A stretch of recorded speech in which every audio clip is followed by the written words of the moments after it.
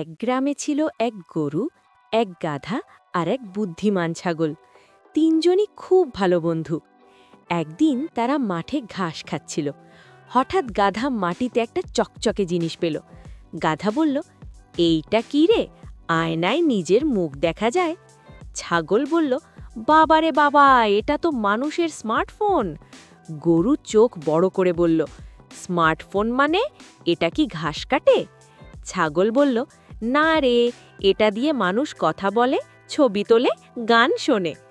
গাধা খুব খুশি হয়ে বলল, তাহলে চল আমরা সেলফি তুলি। তিনজনে মাথা কাছাকাছি এনে দাঁড়ালো।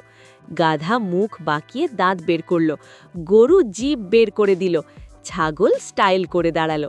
হঠাৎ ফোন থেকে আওয়াজ এলো, ফেস নট রেকগনাইজড। গাধা রেগে বলল, কি বললি? আমরা কি মানুষ না?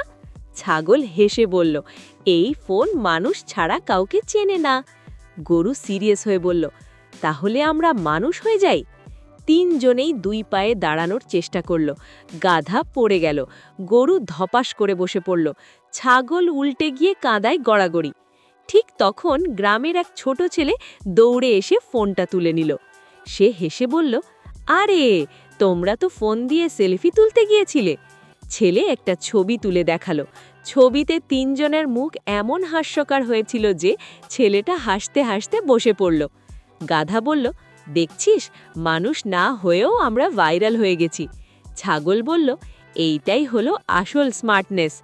গরু বলল, চল এখন থেকে আমরা মাঠের ইনফ্লুয়েন্সার। তারপর থেকে গ্রামে যখনই কেউ হাসতে চায়, ওই তিন বন্ধুর গল্প মনে করে। শিক্ষা, সবচেয়ে বড় স্মার্টফোন না, সবচেয়ে বড় স্মার্ট হলো হাসতে পারা।